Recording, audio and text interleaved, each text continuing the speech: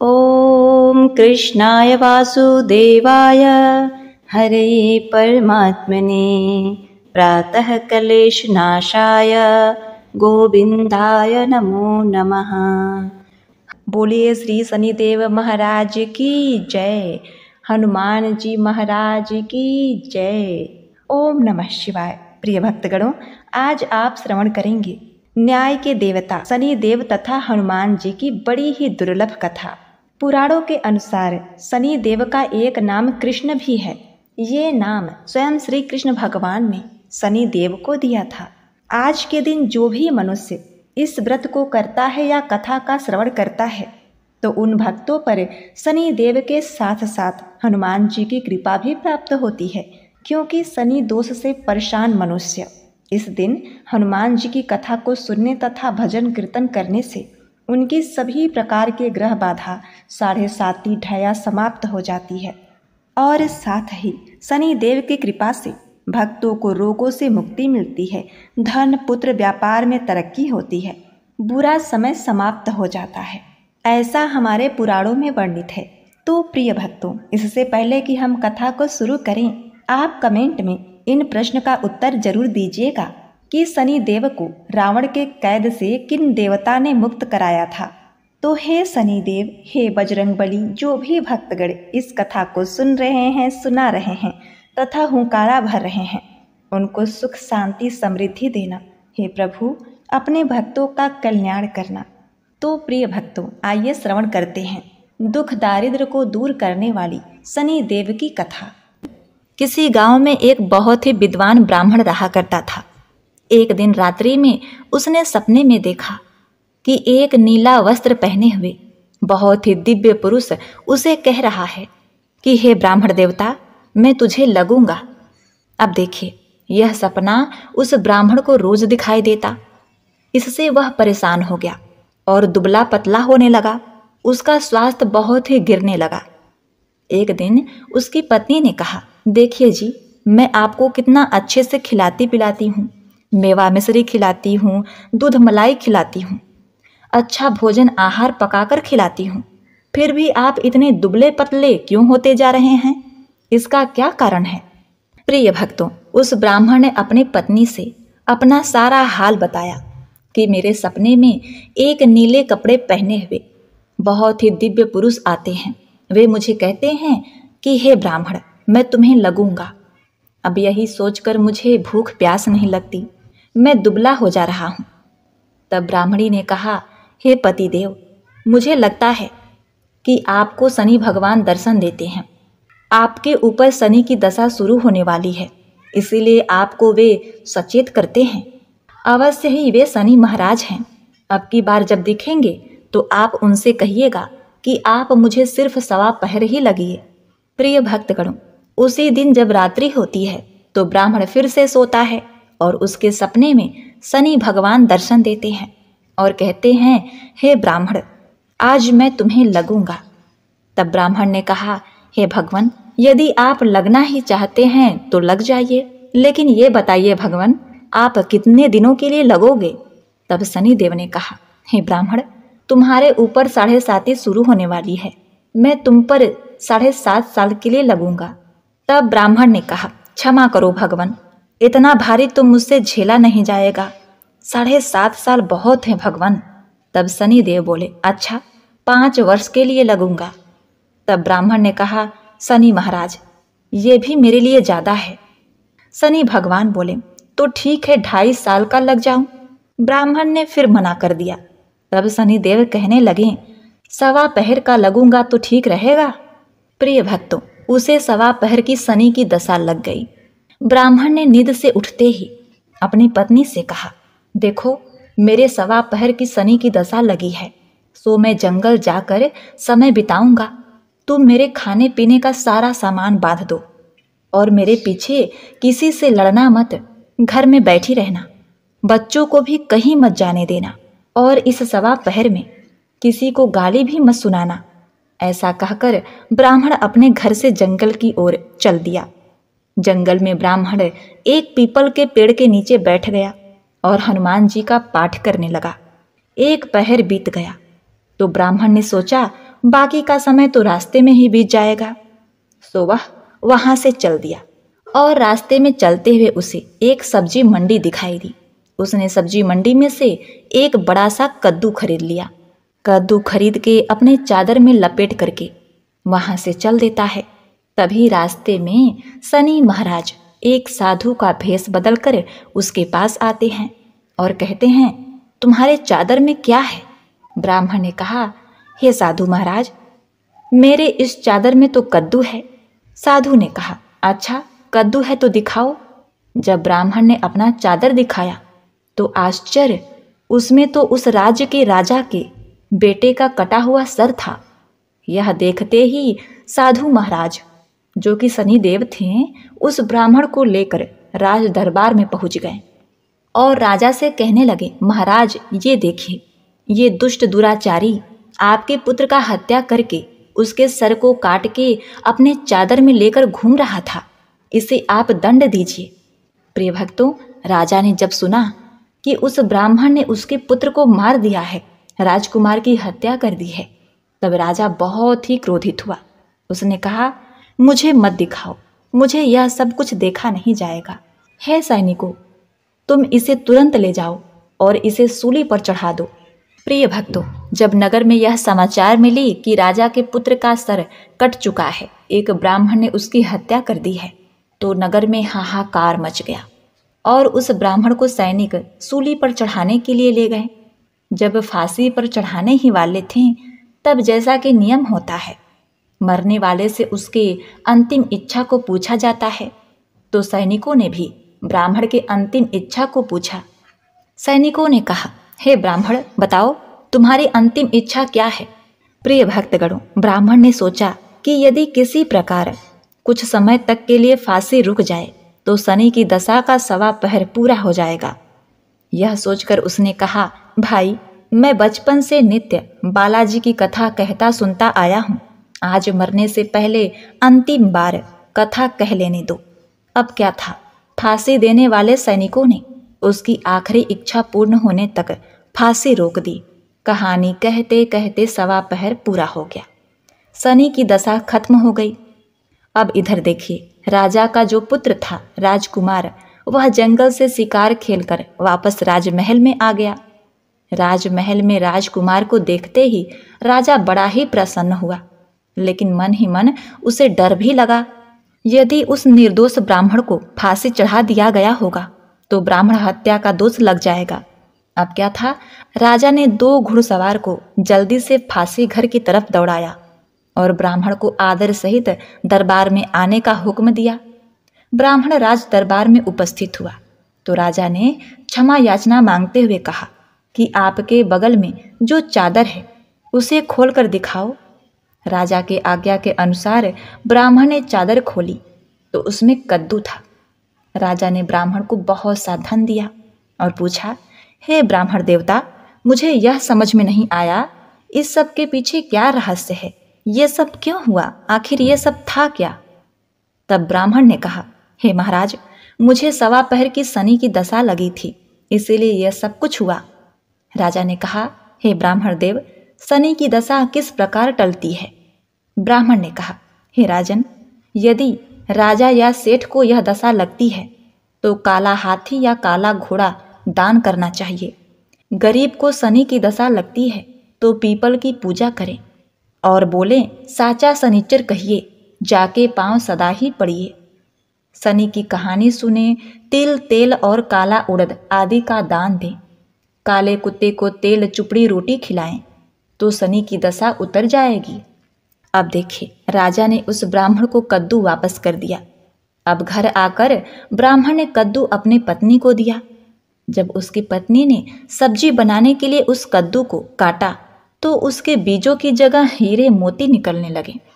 ब्राह्मणी ने पूछा, हे पतिदेव, ये सब क्या है? इसमें से हीरे मोती कैसे निकल रहे हैं? इसे कहाँ से लाए हैं आप? तब ब्राह्मण ने कहा, हे प्रिय, जब शनि की दशा लगी थी तो ये कद्दू कुंवर का सर बन गया था, और जब दशा उतरी है तो शनि जी ने कैसे निहाल कर दिया, हमें माला माल कर दिया। हे शनि देवता, जैसे ब्राह्मण को शनि की दशा लगी वैसे किसी को शनि की दशा न लगे। जैसे ब्राह्मण को धन दौलत मिला, वैसे सबको धन दौलत मिले। कथा कहानी कहते सुनते हुंकार भरते, सबको मिले। शनि देव ने ध्याऊं, मन इच्छित फल पाऊं। जय शनिदेव, हे शनिदेव, जय शनिदेव। ओम नमः शिवाय। प्रिय भक्तगणों, अब आइए श्रवण करते हैं भगवान शनिदेव की दूसरी कथा। यह कथा सुनने से भक्तों को मन वांछित फल की प्राप्ति होती है। नर्मदा नदी के किनारे एक गांव में बहुत ही बड़े साहूकार का परिवार निवास करता था। साहूकार की मृत्यु हो चुकी थी। घर में साहूकारनी तथा उसके 2 बेटे, एक बड़ी बहू थी। साहूकारनी का छोटा बेटा मानसिक रोग से ग्रस्त था। उसकी मानसिक स्थिति ठीक नहीं थी। साहूकारनी की बड़ी बहू तारा को विवाह के कई वर्ष बीत गए थे, पर अभी तक उसे संतान नहीं हुई थी। तारा को सदैव यही भय रहता था कि कहीं उसके पति संतान पाने के लिए दूसरा विवाह न कर लें। यदि उसके पति ने दूसरा विवाह कर लिया तो उसे सौतन का दुख सहना पड़ेगा। प्रिय भक्तजनों, इसी डर से तारा ने एक योजना बनाई और उसने अपने घर में काम करने वाली नौकरानी चंदा से अपने देवर चंदन का विवाह कराने के लिए अपनी सास साहूकारनी तथा अपने पति को मना लिया। चंदा स्वभाव से बड़ी ही दयालु तथा कृष्ण भक्त थी। वह बचपन से ही उसी साहूकारनी के घर काम करती थी। उसका अपना कोई नहीं था। अब चंदा का विवाह मानसिक रोगी चंदन से करा दिया गया। कुछ साल बाद चंदा ने एक सुंदर पुत्र को जन्म भी दिया, किंतु चंदा की जेठानी तारा ने चंदा का बच्चा छीन लिया और उसे घर से धक्के मारकर बाहर निकाल दिया। और तारा ने अपने पति को भी अपने पक्ष में कर लिया। प्रिय भक्तगणों, बेचारा चंदन तो मानसिक रोगी था, वह कर भी क्या सकता था, और वह साहूकारनी चाहकर भी कुछ न कर सकी। प्रिय भक्तगणों, दरअसल ये तो तारा की चाल थी। उसने तो कभी चंदा को अपनी देवरानी माना ही नहीं। वह तो सिर्फ चंदा से उसका बच्चा लेना चाहती थी ताकि उसे पाल पोस कर अपना नाम दे सके। अब देखिए, चंदा के बार बार रोने गिड़गिड़ाने पर भी तारा नहीं मानी और उसे उस गांव से ही निकाल दिया। अब चंदा गांव गांव भटकने लगी। भटकते भटकते वह कृष्ण जी के एक पुराने मंदिर में पहुंच गई। वहीं पर उसने प्रभु से न्याय की गुहार लगाई। वह अपना सर भगवान की चौखट पर पटकने लगी तथा लगातार ओम कृष्णाय नमः मंत्र का जाप भी करती रही। प्रिय भक्तों, उस स्त्री की करुण पुकार न्याय के देवता शनिदेव ने सुनी तथा भगवान श्री कृष्ण के आदेश से तुरंत चंदा के पास उपस्थित हो गए और साधारण मनुष्य का रूप धारण करके उसे अपने आप को कष्ट ना पहुंचाने के लिए कहा और कहा कि हे बहन, तुम भगवान श्री कृष्ण पर विश्वास रखो और ओम कृष्णाय नमः मंत्र का जाप करती रहो। तुम्हारा अवश्य ही कल्याण होगा। तुम्हें जो भी दुख है सब भगवान श्री कृष्ण हर लेंगे और शनिदेव की कृपा से तुम्हारा मंगल होगा। यह सुनकर चंदा भगवान श्री कृष्ण के आराधना में लग जाती है। शनिदेव का ध्यान करते हुए ओम कृष्णाय नमः मंत्र का जाप करने लगी। अब शनिदेव एक साधु का भेष बदलकर साहूकारनी के घर पहुंच गए और अलख निरंजन का अलख जगाने लगे। तब घर से बाहर साहूकारनी निकली और उसने भिक्षा देकर उन्हें प्रणाम किया। तब साधु रूपी शनिदेव ने कहा, हे देवी, मैंने सुना है आपके घर में कोई मानसिक रोगी है। मैंने 7 सालों से हिमालय के जंगलों में भटकते हुए बहुत ही दुर्लभ जड़ी बूटी इकट्ठी की है जो हर प्रकार के रोगों को समाप्त कर देती है। यदि आप कहें तो मैं आपके घर के मरीज को ठीक कर सकता हूँ। प्रिय भक्तों, उस साहूकारनी ने कहा, हे महात्मन, अहो भाग्य जो आप यहाँ पधारें। हाँ महाराज जी, मेरा छोटा बेटा जो कि दिमागी रूप से बीमार है, आप उसे ठीक कर दीजिए। आप जो चाहेंगे मैं वो आपको दूंगी। आइए, घर के अंदर आइए। साहूकारनी ने अपने बेटे चंदन को साधु महाराज को दिखाया, जो अब चंदा के चले जाने से बहुत ही दुखी था।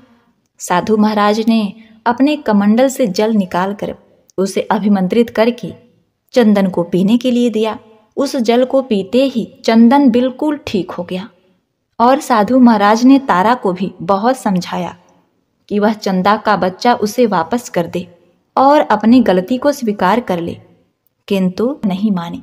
वह तो उल्टे ही साधु महाराज को ही डांटने लगी, यहाँ तक कि चंदन के ठीक होने से उससे ईर्ष्या करने लगी। इस बात से रुष्ट होकर भगवान शनिदेव की दशा तारा को लग गई और वह मानसिक रोगी हो गई। उसका एक हाथ लकवा से ग्रस्त हो गया। साधु महात्मा के बताए अनुसार चंदन अपनी पत्नी चंदा को घर ले आया और अपनी पत्नी, बच्चे और माँ के साथ हंसी खुशी जीवन व्यतीत करने लगा। प्रिय भक्तों, तारा को शनिदेव ने उसके कर्मों का फल दिया और चंदा के सिर्फ ओम कृष्णाय नमः मंत्र का जाप करने से उस पर कृपा बरसाई और उसका बच्चा, पति, परिवार वापस मिल गया। उसका पति स्वस्थ हो गया। जय शनिदेव, जय जय शनिदेव, ओम नमः शिवाय। प्रिय भक्तगणों, कथा को समाप्त करने से पहले बहुत ही महत्वपूर्ण जानकारी के विषय में। 7.5 क्या होती है, इससे लोग क्यों डरते हैं? यह सही है कि 7.5 के समय व्यक्ति को कठिनाइयों एवं परेशानियों का सामना करना होता है, किंतु इसमें घबराने वाली बात नहीं है। इसमें कठिनाई और मुश्किल हालात जरूर आते हैं, परंतु इस दौरान व्यक्ति को कामयाबी भी मिलती है। बहुत से व्यक्ति 7.5 के प्रभाव से सफलता की ऊंचाइयों पर पहुंच जाते हैं। 7.5 व्यक्ति को कर्मशील बनाता है और उसे कर्म की ओर ले जाता है। हठी, अभिमानी और कठोर व्यक्तित्व वाले व्यक्ति से यह काफ़ी मेहनत करवाता है। 7.5 के 3 चरण होते हैं। 7.5 का पहला चरण नज़दीकी रिश्तेदारों और जातक को प्रभावित करता है।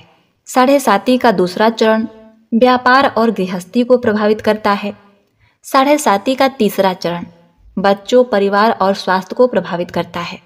भगवान शनिदेव न्याय के देवता हैं। यह कभी भी किसी को ऐसे ही दंड नहीं देते।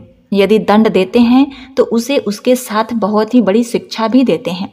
जैसे एक माता अपने पुत्र के गलती पर उसे दंड देती है उसकी भलाई के लिए, उसे सही मार्ग पर जाने के लिए, ठीक वैसे ही शनिदेव कर्म और न्याय के पथ पर चलने के लिए मनुष्य को दंड देते हैं ताकि वह डर कर आगे ऐसा कार्य न करे और अपने जीवन को सरल और सार्थक बनाए।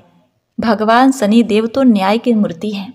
इनकी पूजा तथा भक्ति करके व्यक्ति धन दौलत से संपन्न हो जाता है, सफलता के नई ऊंचाइयों को छूता है, जीवन में तरक्की करता है, घर में सुख समृद्धि वैभव का आगमन होता है, व्यक्ति का जीवन सुखमय हो जाता है। भगवान शनिदेव को प्रसन्न करने के लिए शनिवार के दिन पीपल के पेड़ के नीचे शाम को दिया अवश्य ही जलाएं और कुत्ते को तेल से चुपड़ी रोटी खिलाएं। शनिवार को जल में तिल डालकर पीपल को जल चढ़ाएं। इससे शनिदेव अत्यंत ही प्रसन्न होते हैं और महामंत्र ओम कृष्णाय नमः मंत्र का जाप भी करें। ओम गंगणपते नमः। पौराणिक कथा के अनुसार बहुत पुराने समय की बात है। एक साहूकारनी थी। उसका बेटा और बहू थे। पति की मृत्यु युवा अवस्था में ही हो गई थी और इस तरह उस साहूकारनी का रोज का नियम था। वह हनुमान जी के मंदिर में जाया करती थी और साथ में पूड़ी, हलवा और चूरमा बनाकर ले जाती थी और हनुमान जी से कहती थी, कांधे सोटो लाल लंगोटो, हनुमान जी खायो चूरमे और रोटी। मैंने तुम्हें दिया जवानी में, तुम मुझे देना बुढ़ापे में। अब क्या था, पूजा करने के बाद वह साहूकारनी अपने घर आई तो उसकी बहू बोली, सासू जी तुम चूरमा रोटी लेकर कहाँ जाती हो रोज? वह साहूकारनी बोली, बहू बालाजी के मंदिर में जाती हूँ। बहू बोली, मंदिर में तो नहीं जाती हैं आप, हमें तो लगता है आप अपने खाने के लिए रोज चूरमा और हलवा पूड़ी बनाती हैं और चोरी छुपके जाके कहीं खा लेती हैं। प्रिय भक्तों, सास अपनी बहू की बातें सुनती है तो भी कुछ नहीं बोलती है और उसे मन में बड़ा दुख होता है।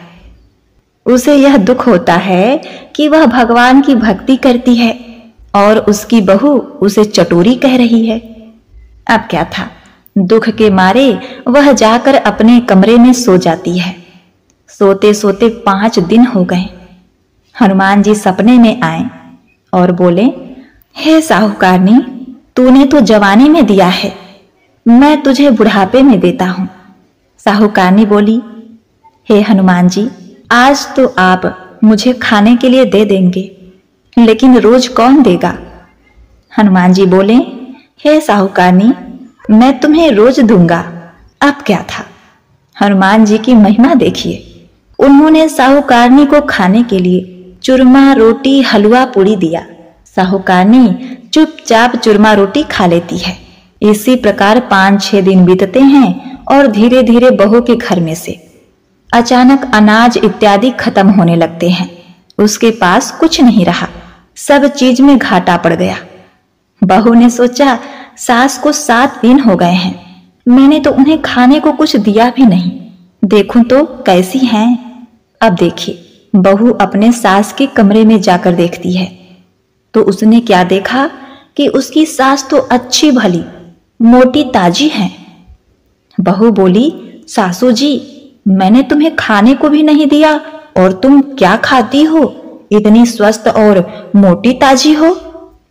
सासू बोली, मुझे तो हनुमान जी मीठी मीठी हलवा और रोटी दे जाते हैं, मैं वही खाती हूं। अब क्या था, बहू सास के पैरों में गिर गई। उसे पछतावा हुआ।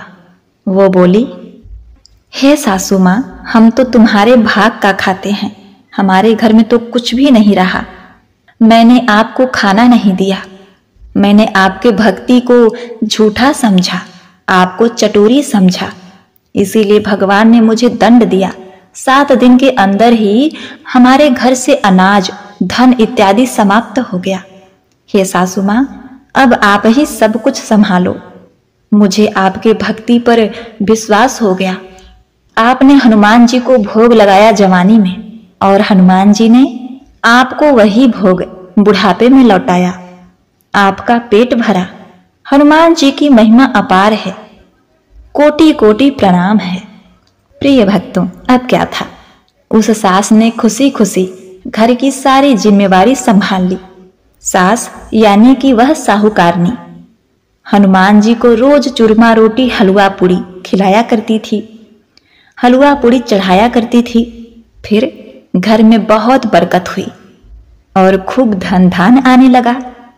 हे हनुमान जी महाराज, हे बालाजी, जैसे आपने उस साहूकारनी को दिया वैसा सबको देना।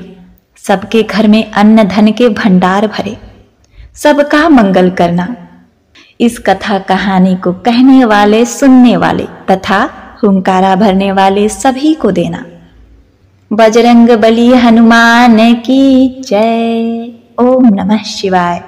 प्रिय भक्तों, हमारी दूसरी कथा है मंगल देवता की कथा। बहुत समय पहले की बात है।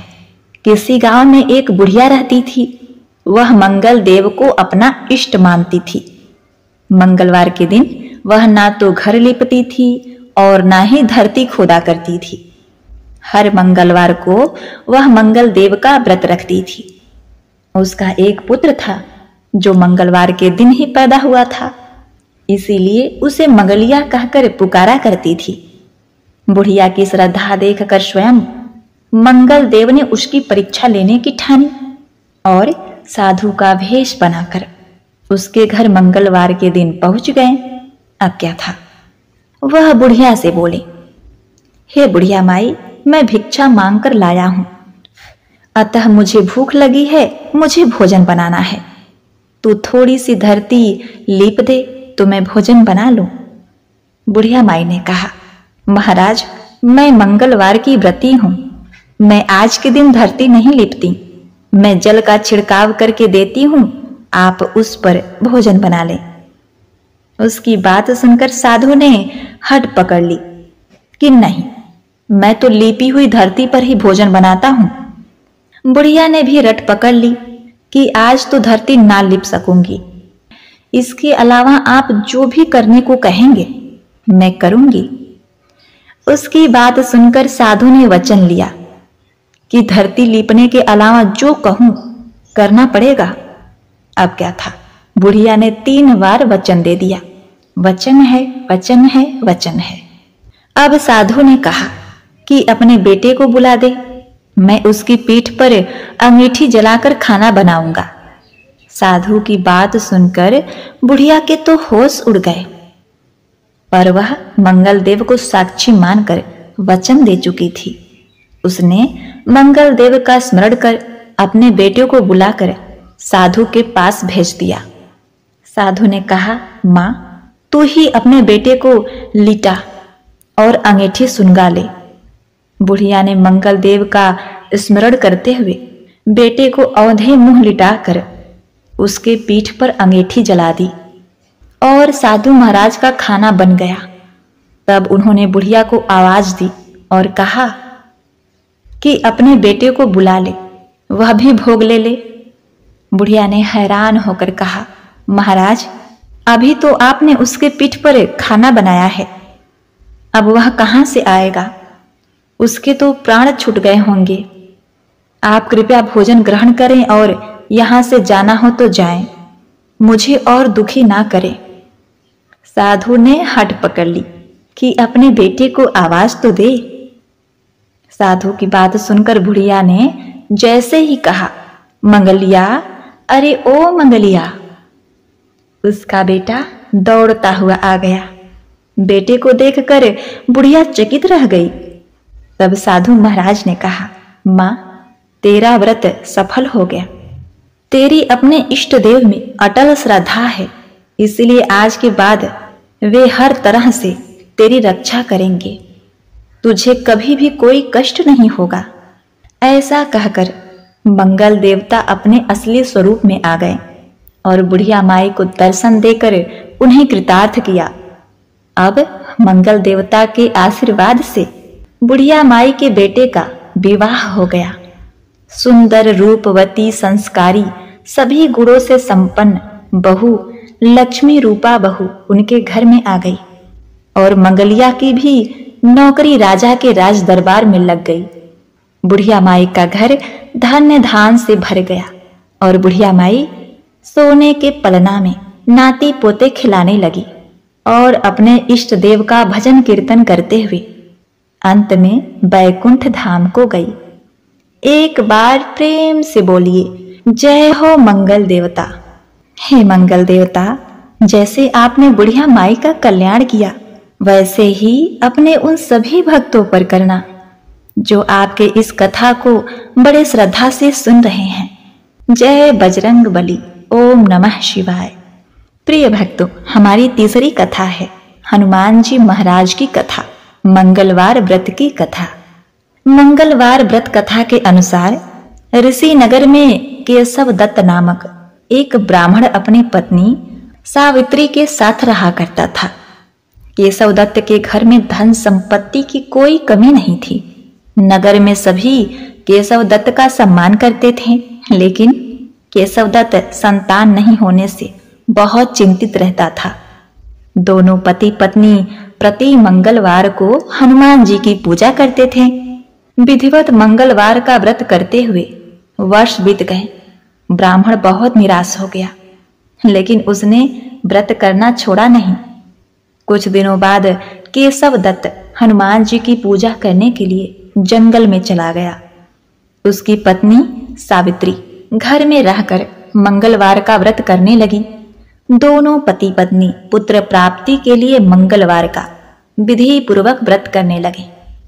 सावित्री ने अगले मंगलवार को व्रत किया, लेकिन किसी कारणवश उस दिन सावित्री हनुमान जी को भोग नहीं लगा सकी और उस दिन वह सूर्यास्त के बाद भूखी ही सो गई। काम की अधिकता के कारण उससे यह चूक हो गई थी। अगले मंगलवार को हनुमान जी को भोग लगाए बिना उसने भोजन नहीं करने का प्रण कर लिया। अब क्या था, 6 दिन तक सावित्री भूखी प्यासी रही। 7वें दिन मंगलवार को सावित्री ने हनुमान जी की पूजा की, लेकिन तभी भूख प्यास के कारण सावित्री बेहोश हो गई। हनुमान जी ने उससे स्वप्न में दर्शन देते हुए कहा, उठो पुत्री, मैं तुम्हारी पूजा से बहुत प्रसन्न हूं। तुम्हें सुंदर और सुयोग पुत्र होने का वर देता हूं। यह कहकर हनुमान जी अंतर ध्यान हो गए। तत्काल सावित्री ने उठकर हनुमान जी को भोग लगाया, स्वयं भोजन किया।